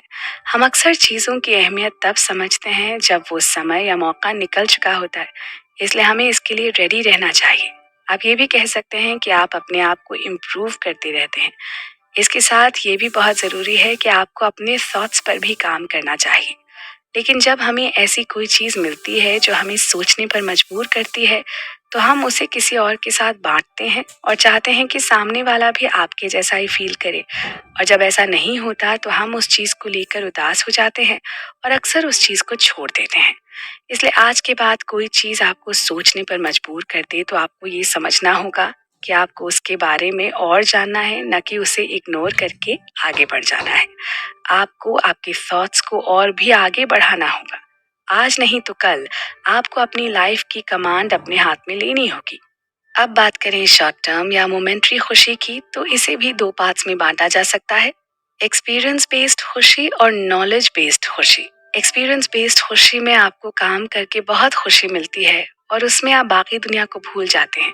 आप ऐसी बहुत सारी चीजें बता सकते हैं जिन्हें करने में आपको खुशी मिलती है, लेकिन बहुत सारी चीजें आप अपनी डेली लाइफ में करते हैं और ऐसा जरूरी नहीं है कि आपका सेल्फ भी उससे खुश हो। अक्सर आप अपनी रियल लाइफ से भागने के लिए ऐसे लोग ढूंढते हैं जो आपको खुशी दे सकें। आपके काम लॉन्ग टर्म खुशियों में तभी आते हैं जब उन पर आपका कंट्रोल होता है। इसलिए आज के बाद से हमें इस बात पर ध्यान देने की कोशिश करनी चाहिए कि ऐसी कौन सी चीजें हैं जिन पर हमारा कंट्रोल है और उनसे हमें सेटिस्फैक्शन मिलता है। अब बात करें नॉलेज बेस्ड मजे की, तो ऐसे काम करने से आपका दिमाग एक्साइटेड होता है। लेकिन हमें खुद से पूछना चाहिए कि वो कौन सी चीजें हैं जो आपके दिमाग को एक्साइट करती हैं और जो लॉन्ग टर्म मजे में शामिल हैं। तो आपके सारे डिजायर्स में से ऐसे कितने हैं? तो शायद आप कुछ ऐसी चीजों के बारे में सोच सकते हैं जो आपको खुशी देती हैं लेकिन सेटिस्फैक्शन नहीं। तो सवाल यह है कि आप क्या चाहते हैं? क्या आप वाकई में सिर्फ एक फॉलोअर बने रहना चाहते हैं? लेकिन हमें पहले ये पीयर ग्रुप वाली चीज को भी समझना होगा। क्या वाकई आपके कूल दोस्त आपको खुशी देते हैं? आप लोगों के साथ मिलकर जो भी काम करते हैं उसके पीछे दो रीजंस होते हैं। पहला, लोग आपको पसंद करने लगे, और दूसरा कि आप उस ग्रुप में बने रहें। एट लास्ट ये सब एक्सेप्टेंस से जुड़ा होता है, क्योंकि आप अकेले नहीं रहना चाहते, इसलिए आप कुछ भी सिली सा करते रहते हैं। इसलिए अगर आप किसी ग्रुप में न भी हों तो भी आप उसमें फिट होने के लिए वही सारे काम करते हैं जो आपके आसपास का हर इंसान कर रहा होता है। और अगर आपको ऐसा लगता है कि ऐसा करके आपको सब कुछ मिल जाएगा तो आप बिल्कुल गलत हैं। लोग चले जाते हैं और आप इग्नोर्ड ही रह जाते हैं। इसलिए ज़रूरी है कि आप ये ढूंढें कि आप कौन हैं। आपका अपने आप को जानना ही आपकी सुपर पावर है, और ऐसा करने में टाइम लगता है, तो आराम से अपनी सुपर पावर को जानिए और खुद को सबसे अलग बनाइए। और ऐसे लोगों से भी दूर रहना चाहिए जो सारी जिंदगी बस दूसरों को ही फॉलो करते रहते हैं या करना चाहते हैं। इसलिए एक मंत्र हमें अपनी लाइफ में ले आना चाहिए कि हमें पीपल प्लीजर नहीं बनना, और जितना हो सके ऐसे लोगों से दूर रहना है। एक सवाल का जवाब दीजिए कि क्या आपका सेल्फ वर्थ आपके सेल्फ से आता है? वेल, इसके लिए सबसे पहले जानते हैं कि आखिर सेल्फ वर्थ है क्या। इसका बहुत आसान सा मतलब है कि आप बहुत कीमती हैं। तो अब इसे कैसे हासिल किया जाए? इसके लिए सबसे पहले जो आपको चाहिए वो है सेल्फ। जब आपके पास एक सेल्फ होगा तो आप उसे समझेंगे और वो आपकी वैल्यू आपको बता देगा। लेकिन आप अपनी वर्थ के लिए दूसरों पर डिपेंडेंट रहते हैं, और जब आपको कोई और आपकी वर्थ बताता है तब आप, क्या ये सही है? ऐसा आखिर होता क्यों है, कभी सोचा है? नहीं? तो चलिए हम आपको बताते हैं। सबसे पहले, जैसा कि हमने जाना कि हमें दूसरों से एक वैलिडेशन चाहिए होता है। ऐसे लोग जिन्हें आप सफिशिएंट या अच्छा मानते हैं, या ऐसे लोगों से जो खुद को दूसरों से बेटर मानते हैं। दूसरा, आप खुद को बेस्ट मानकर भी ऐसा कर सकते हैं। हमें दूसरों पर अपना रौब जमाना अच्छा लगता है, और इसके लिए हम हर उस चीज के लिए दिखावा करते हैं जिसके बारे में आपको लगता है कि इसका दूसरों पर एक सही इफेक्ट पड़ेगा। ये सब सिर्फ आपके ईगो को सेटिस्फाई करने का तरीका है। आसान शब्दों में, ऐसे लोग अपने बारे में अच्छा फील करने के लिए दूसरों पर डिपेंडेंट होते हैं। ऐसे लोग दूसरों की पसंद से हटकर ही बात करते हैं, भले ही उन्हें उसके बारे में कुछ पता न हो। जैसे म्यूजिक के बारे में भले ही लोगों को कुछ ना पता हो, लेकिन वो दिखाएंगे कि वो आजकल का बेकार संगीत नहीं सुनते, भले ही अकेले में वो सिर्फ ऐसा ही म्यूजिक सुनते हो जो कि कॉमन है। इसलिए आप अपनी वैल्यू जानने के लिए किसी और पर डिपेंडेंट न होकर खुद को ये पावर क्यों नहीं देते? अपनी ये सुपर पावर दूसरों को देने का एक और तरीका है, वो है अपना कंपैरिजन दूसरों से करना और जीतना। हम अपना कंपैरिजन दूसरों से इसलिए करते हैं क्योंकि हम उनसे बेटर होना चाहते हैं, और ऐसे में आपकी वर्थ उन लोगों से आती है जिनकी नज़रों में आप बेहतरीन बनना चाहते हैं। और ऐसे में आप उन्हीं से कंपटीशन करने लगते हैं, और आप में जेलसी की फीलिंग आ जाती है। कंपटीशन का मोटिव होता है अपनी कैपेबिलिटीज प्रूव करना, और इसमें हारना आपको एक ड्राइविंग फोर्स की तरह देखना चाहिए। लेकिन आप लोगों से किसी भी कीमत में बेटर होना चाहते हैं। हम ऐसा इसलिए करते हैं क्योंकि हम दूसरों की नज़रों में बेस्ट बने रहना चाहते हैं। तो क्यों ना इस सोच को ही बदल दें? दूसरों के बजाय आप खुद पर डिपेंडेंट हो जाएं। आप लोगों को नहीं जानते, और उनके साथ इस कंपटीशन में आप खुद की प्रोडक्टिविटी को अफेक्ट करते हैं। इसलिए अपने आप को किसी के भी लेवल पर लेकर आने से पहले ये जान लीजिए कि आपकी और उनकी लाइफ पूरी तरह से अलग है, और आप सिर्फ इसलिए परेशान हैं क्योंकि वो शायद आपसे किसी एक चीज में बेटर हैं, और इससे आप अपनी सेल्फ वर्थ कम कर रहे हैं। और यही आपकी सबसे बड़ी समस्या है। दूसरे आपके बारे में क्या सोचते हैं, आप उसकी इतनी परवाह इसलिए करते हैं क्योंकि आप ये सोचते हैं कि लोग भी आपकी उतनी ही परवाह करते हैं जितनी कि आप उनकी करते हैं। लेकिन सच इससे बहुत अलग है। लोग आपकी परवाह नहीं करते। सच ये है कि किसी को कोई परवाह नहीं है जब तक उनका कोई पर्सनल मोटिव ना हो। अगर आप दूसरों की पर्सपेक्टिव से चीजों को देखेंगे, तभी आपको पता चलेगा कि सच क्या है।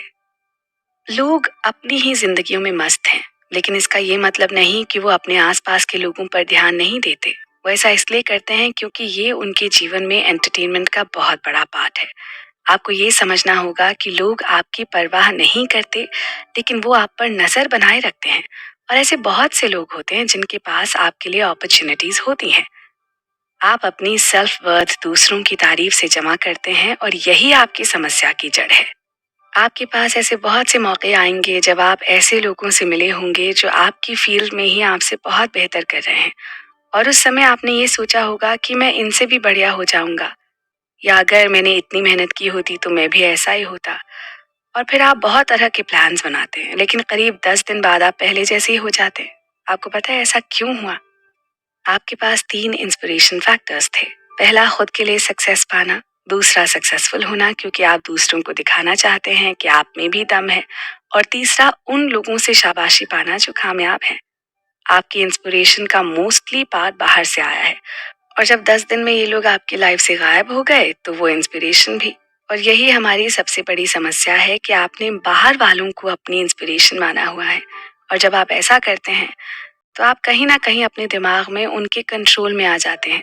एक सवाल का जवाब पता होना बहुत जरूरी है, और वो है कि आप अपने सेल्फ से सेल्फ वर्थ, अप्रूवल और शाबाशियां कैसे पा सकते हैं।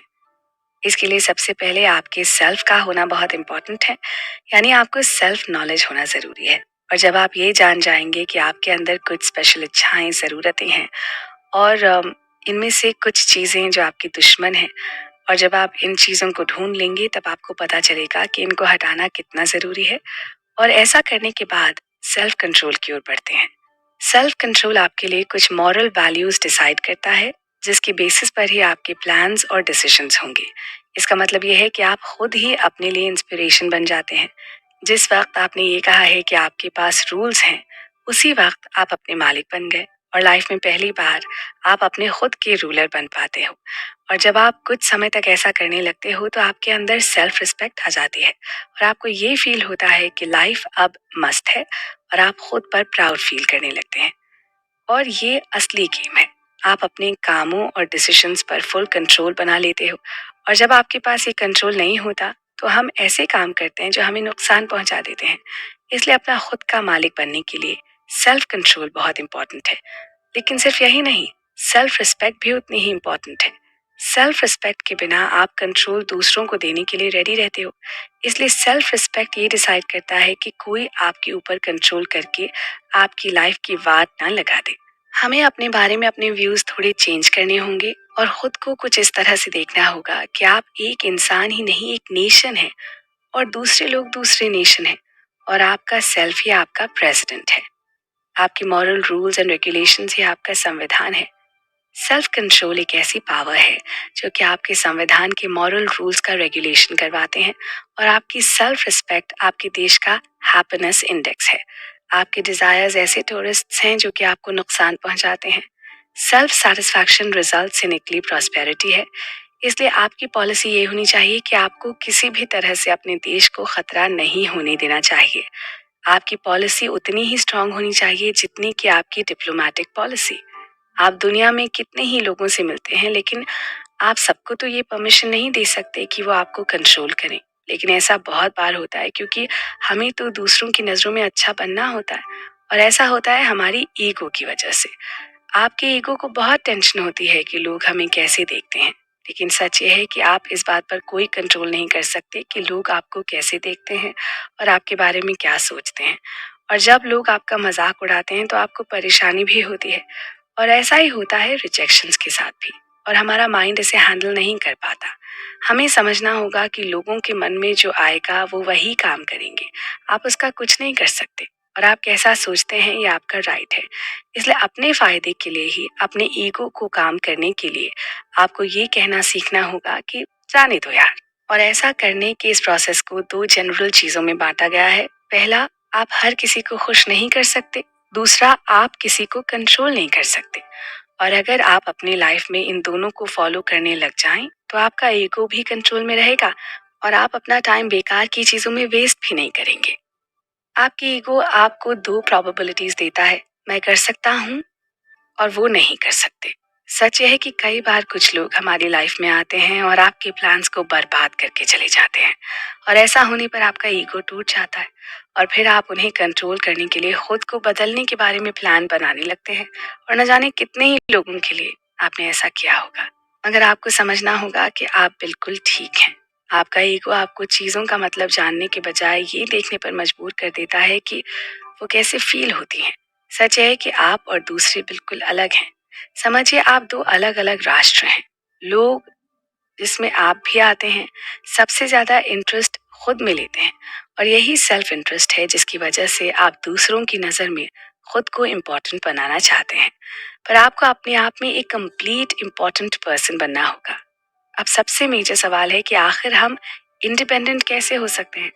इसके लिए आपके दिमाग में क्लैरिटी होना बहुत ज़रूरी है, क्योंकि बिना क्लैरिटी के कोई भी चेंज बेकार है। क्योंकि जब आप कंफ्यूज्ड होते हैं तो कोई भी आकर आपका बॉस बनने की कोशिश करने लगता है। उन लोगों के बारे में जिन्हें आप अपना हीरो मानते हैं या जिनकी एक्सेप्टेंस आपके लिए मैटर करती है।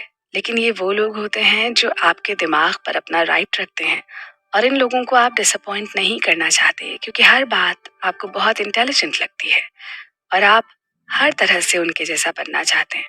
मतलब आपके हिसाब से वो परफेक्ट इंसान है और आप ये मान लेते हैं कि वो जो भी करते हैं वही अच्छा है और वही सही है। और ऐसे लोगों को कॉपी करते करते हम उनके फॉलोअर्स बन जाते हैं और आपकी थिंकिंग पूरी तरह से बदल जाती है और आप समझने लगते हैं कि विनर्स ऐसा ही सोचते हैं या ऐसा ही करते हैं। लेकिन अगर आप सेल्फ डिपेंडेंट होना चाहते हैं तो सबसे पहले आपको इन लोगों को अपनी लाइफ से बाहर निकाल देना चाहिए। अब बात यह है कि हम इन हीरोज से इतना प्यार क्यों करते हैं। अगर मैं आपसे कहूँ कि आप अपने हीरोज को अपनी लाइफ से निकाल दीजिए, तो क्या आपको ये समझ में आएगा? भले ही आपके अपने पर्सनल डेवलपमेंट के लिए हो, लेकिन आप ऐसा नहीं करते, क्योंकि जब आप किसी को रोल मॉडल बना लेते हैं तो आप समझने लगते हैं कि वो इनक्रेडिबल है। लेकिन ये सब सिर्फ वर्ड्स का खेल है। इसलिए हमें पहले ये समझने की जरूरत है कि ये हीरोज वाला आइडिया आया कहाँ से। जनरली हम इस बात पर बिलीव करते हैं कि हीरोज एग्जिस्ट करते हैं। हम ऐसे लोगों को हीरो मानते हैं जो अच्छे काम करते हैं या जिनके बारे में आपको लगता है कि वो एफिशिएंट हैं और अमेजिंग हैं। यूजुअली ये आइडिया हमें फिल्म, टीवी शोज या हिस्टोरिकल इवेंट्स में दिखाया या बताया गया है और वहीं से हीरोज का कॉन्सेप्ट आता है। पर हम ये भूल जाते हैं कि ये सब इमेजिनेशन से आता है। ये आइडिया इतना सिंपल होता है कि एक बच्चा भी इसे समझ जाता है और धीरे धीरे अच्छे बुरे के एक ओपिनियन में ये डेवलप हो जाता है। और हम इस पर्सपेक्टिव के साथ सभी तरह की चीज़ों के बारे में सोचते हैं, चाहे वो पॉलिटिकल चीज़ें हों या किसी के बारे में हमारी पर्सनल ओपिनियन। और जब भी हमसे ऐसे रोल मॉडल्स के बारे में पूछा जाता है तो हम हमेशा इस बात का ख्याल रखते हैं कि उनकी इमेज बहुत अच्छी हो। लेकिन हम ये भूल जाते हैं कि ज़रूरी नहीं कि ये इमेज सही भी हो। लेकिन फिर भी हम इस बात पर ट्रस्ट करते हैं और उसी के अकॉर्डिंग काम करते हैं, क्योंकि ये एक बहुत ही फेमस आइडिया है। लेकिन क्या हमने सोचा है कि क्या होता है जब हम लोगों को अच्छे और बुरे के ग्राउंड्स पर देखने के स्ट्यूपिड नोशंस बना लेते हैं? इसके कई रिजल्ट्स होते हैं, जैसे कि क्योंकि हम मेस्मराइज्ड होते हैं इसलिए हम ये मान लेते हैं कि हम खुद बहुत अच्छे हैं और हम ये समझते हैं कि एक्सेप्टेंस के लिए सबसे ज़रूरी चीज़ है अच्छा होना। हम बिना किसी डाउट के लोगों को रोल मॉडल्स मान लेते हैं, यहाँ तक कि अपने आसपास के लोगों को रोल मॉडल्स बना देते हैं बिना किसी प्रॉपर रिसर्च या इन्फॉर्मेशन के।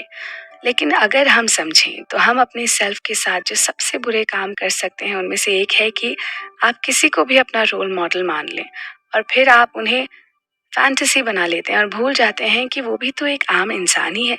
और ये अच्छे और बुरे का पर्सपेक्टिव आपको सेल्फ सफिशिएंट बनने से भी रोकता है। अब बात यह है कि सेल्फ सफिशिएंट कैसे बना जाए। सेल्फ सफिशिएंट बनना इस बात से शुरू होता है कि आप ये समझें कि आप जाने अनजाने में खुद को और दूसरों को नुकसान पहुंचा सकते हैं। और आप इस बात को तब तक एक्सेप्ट नहीं करेंगे जब तक आप ये मानते रहेंगे कि आप अच्छे हैं। आफ्टर ऑल, आप अपनी कहानी के हीरो हैं तो आप खुद को ही तो अच्छा मानेंगे। और हम इससे बाहर नहीं आना चाहते और इसके लिए हम चीज़ों को निग्लेक्ट करते रहते हैं। सबसे बड़ी प्रॉब्लम यह है कि हम अच्छा करते समय ये जानते हैं कि हमें आगे क्या एक्सपेक्ट करना है, और जब हम खुद को बुरी तरह से देखते हैं तो हमें नहीं पता होता कि आगे क्या करना है। और जब हम चीज़ों को निग्लेक्ट करते हैं और ऐसा करते हुए अपने सेल्फ को ढूंढने के सारे रास्ते बंद कर देते हैं, हमें ये समझना होगा कि रियल लाइफ में कोई भी हीरो नहीं होता। ना ही कोई अच्छा होता है और ना ही बुरा। हम कई तरह के काम करने के लायक हैं और इसमें अच्छे बुरे सभी काम आते हैं। माइक टायसन ने कहा है कि हम ऐसे जानवर हैं जो इंसान बनने की कोशिश कर रहे हैं। जब आप लोगों को अच्छे या बुरे सांचे में भरकर देखना बंद कर देते हैं, तब आप उम्मीद करते हैं कि हर कोई इंसान बन जाए, और ऐसा करने से वो हीरोज नहीं रहेंगे और आप एक रियल वर्ल्ड में रह पाएंगे। आप लोगों के कामों की तारीफ करते हैं और उन्हें अच्छे या हीरो होने का टैग नहीं देते। जब आप किसी को एक इंसान की तरह देखते हैं जो सिर्फ आपकी हेल्प कर रहा है, तब आप समझते हैं कि आप उन्हें एज अ पर्सन बिल्कुल भी नहीं जानते हैं। और अगर मान लेते हैं कि आपकी हेल्प करने के पीछे उनका कोई सेल्फिश मोटिव है भी, तब भी आप शॉक नहीं होते, क्योंकि आपके दिमाग में कहीं ना कहीं ये एक्सपेक्टेशन रहती है और जब आप लोगों को अच्छे या बुरे की तरह नहीं देखते हैं, तो आप इस बात पर फोकस करना शुरू होते हैं और इस पर्सपेक्टिव पर ध्यान देना शुरू करते हैं कि आप क्या चाहते हैं। और तब आप लोगों के बारे में इंफॉर्मेशन इकट्ठा करते हैं और लोगों को उसी के बेसिस पर देखना शुरू करते हैं। हमें ये मानना होगा कि इस दुनिया में कोई हीरो नहीं होता। ये हीरो होने की एक्सपेक्टेशंस आप लोगों पर डालते हैं। अब उन लोगों के बारे में आपका क्या कहना है जिनके बारे में आपको लगता है कि वो हीरो हैं और ह्यूमैनिटी की सेवियर है? आपके हीरो आम इंसान हैं। इसका मतलब आप उनके बारे में कुछ भी सोचें, उनमें भी आप जैसी फीलिंग्स हैं और फ्लॉज हैं। वो भी आप ही की तरह रोते हैं, चुगली करते हैं, उन्हें भी डिसअपॉइंटमेंट होता है। आफ्टर ऑल वो भी इंसान ही है ना। पर या तो आपने उनके बारे में एक महान इमेजिनरी इमेज बना रखी है, या फिर उन्होंने खुद को ऐसे प्रेजेंट कर रखा है, या फिर उनके फॉलोअर्स ने उनके बारे में लिखा है। आप जानते हैं कि ऐसा अक्सर बहुत सारे फॉलोअर्स बनाने के लिए किया जाता है और इस तरह से एक आइडियल और इफेक्टिव इंसान क्रिएट किया जाता है। तो ऐसे कितने लोगों को आप जानते हैं या फॉलो करते हैं? और सच ये है कि कोई भी पूरी तरह से एफिशिएंट नहीं होता। हमें समझना होगा कि कोई भी पूरी तरह से आइडियल नहीं होता। लेकिन उन लोगों का क्या जिनके पास आपकी हर प्रॉब्लम का सलूशन होता है? हमें मानना होगा कि कोई भी आइडियल नहीं है, वो खुद भी नहीं जिन्हें आप मानते हैं। इवन वो लोग जिन्होंने इतिहास में बहुत सारे काम किए हैं, वो भी पूरी तरह से आइडियल नहीं थे।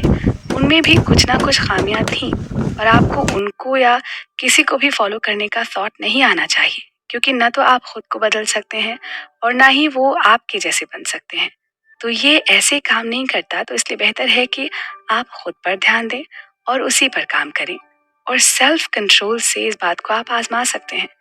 बस आपके एफर्ट्स में कुछ चीजें होनी चाहिए, जैसे आप कौन हैं। और ये फीलिंग तभी आती है जब आप अपने सेल्फ को पूरे राइट्स देते हैं। और दूसरा कि आप किस चीज के फैन हैं। इसलिए समझिए कि किसी को पसंद करने और उनके फॉलोअर्स बनने में काफी फर्क है।